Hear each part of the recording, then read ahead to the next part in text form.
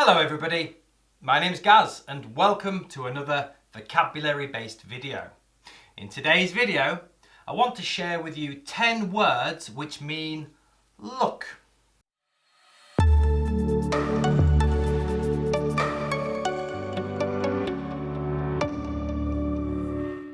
If you're learning English, then you may find my YouTube channel really useful. So why not start now by clicking the subscribe button and the little bell to turn on notifications. I make videos about vocabulary, idioms, slang, phrases, and also a weekly vlog to show you how native people use language in context. But that's enough about that. Click subscribe if you're really interested. Otherwise, let's get into today's lesson. So, 10 words which mean look. Let's begin. The first one is glance. Often we will glance at something very quickly, like a watch or a telephone. Glance, to look at something quickly. Number 2 is to gaze. That probably looks a little bit creepy, but still, gaze, actually, if I did that to my wife, she probably wouldn't be my wife. But what gaze means is to look at something with love and affection. Something which is really beautiful, which captures our attention. So generally, we would gaze into our partner's eyes. It's a little bit cliche, old, romantic expression, but we may gaze into our partner's eyes, or we could gaze at the beautiful stars in the sky. That's why this hobby is called star gazing. To gaze, to look at something beautiful or amazing with love and affection. Number 3, to glare. I'm probably not very good at doing these impressions, but to glare at somebody tells them, I'm really angry with you, but I'm not going to say any words, I'm just going to show you with my eyes. I hope you haven't switched off. So glare and stare are very similar. I'll give you an example of stare and then we'll compare the two. So to stare at somebody just means to look at something for quite a long and uncomfortable time.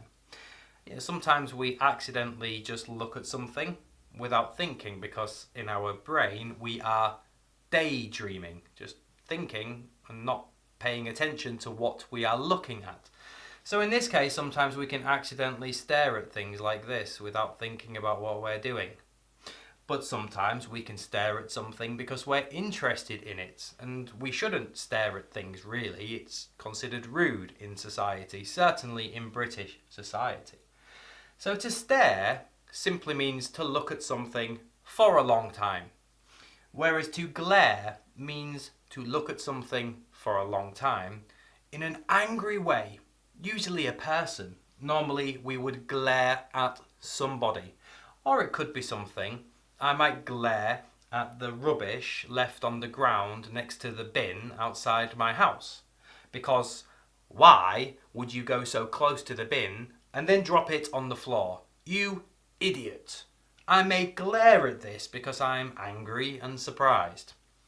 Also, when I'm driving, if somebody does something stupid, I may glare at them to let them know, you idiot. Why did you do that? So stare and glare, both kind of uncomfortable verbs which we may sometimes do instead of looking. We don't look at somebody to tell them we're upset. No, we glare at them. Number 5, scan. If you lose something, you may tell somebody, go and scan the area and try and find it. Scan means to look at something in great detail, to try and identify, to try and find something. So if I go to the beach with a pair of, probably shouldn't put that there, it's not a true representation of size, much smaller, just joking. If I go to the beach with a pair of binoculars, I may scan the ocean for, there it is, for a bird that I'm looking to see, or a dolphin or a whale. So to scan the area quickly with detail to find something. Number 6, to peek. Peek means to look at something when you shouldn't be looking at it. We've told you, don't look at it. I may say to my kids, hey, don't spoil the surprise, no peeking. And then I see them trying to have a little look at something. This is called peeking, to peek, to look at something you shouldn't be looking at. Just grab my pen. It's like my crutch. I like to have it in my hand so I can gesticulate, which is what we do with our hands. As a verb, we gesticulate. So number 6 is peek. Number 7, actually, I wasn't sure whether to give you this word or not because ogle is not a great word. It's not a great verb.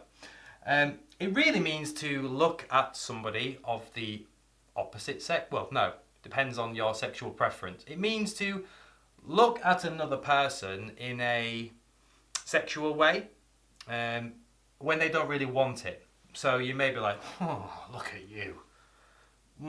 That's not appropriate in the 21st century to ogle someone, to look at them in a way that you're undressing them.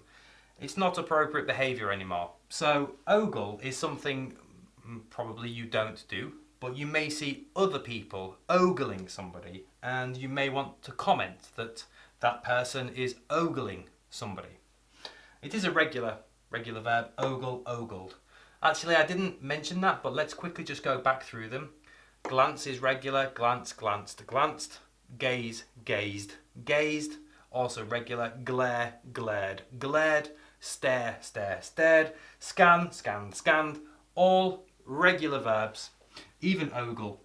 And now, let's move to number 8, to check out, to check somebody out. Well, ogle may have been what we used to do, but these days, really, if we want to look at somebody that we're attracted to, you may check them out. You would check somebody out. Somebody beautiful walks past and you find them attractive. You don't want to ogle them, but you may secretly check them out. There's nothing wrong with that, of course.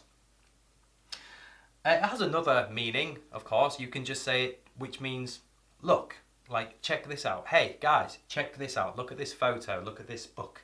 Whatever. Check it out. Check out. Check it out. And that brings us on to number 9. Now, you may hear this expression, this idiom in fact, to have a butcher's. To have a butcher's. Now, this is a very strange way of asking somebody to have a look. I'll try and explain it. In London, in a part of London, over many years, Londoners developed something called Cockney rhyming slang. Somebody from London is typically called a Cockney. It's a slang word. It's maybe a little offensive for some, but generally you can call a southerner, somebody from London, a Cockney. Now the Cockneys came up with all these interesting ways of talking using rhymes to replace the actual words. For example, I'm going up the apple and pears. Now apple and pears means stairs. I'm going up the stairs. So can you guess? Have a butcher's hook at this. That used to be the full expression, have a butcher's hook. It's become shortened to have a butcher's. Butcher's hook. Hook rhymes with look. Are you still with me? So we might ask somebody to have a butcher's. Have a look. Or we may say have a gander. A gander is a type of goose. And actually, I probably should have researched this, but I'm not entirely certain why we say this. But if somebody says to you, hey, have a gander, or hey, have a butcher's, they're saying, look at this. Okay? And the final one I want to give you, number 10, is to feast your eyes on something. Of course, you're just telling somebody, look at this.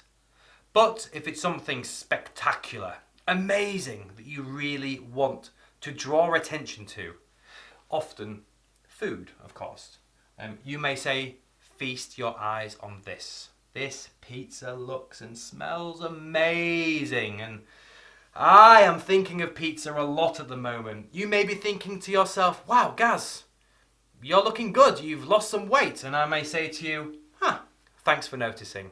I have lost some weight. 10 kilograms in the last 6 weeks, actually. Because I'm not eating any pizza. Well, just a little bit of pizza. But there we go. 10 ways, they're not all words, these are phrases, but 10 ways for you to say look, because there are many different ways we can look at something, and all of these different words have slightly different meanings. Thank you very much for watching. I hope you found it useful. Until next time, all the best. Bye for now.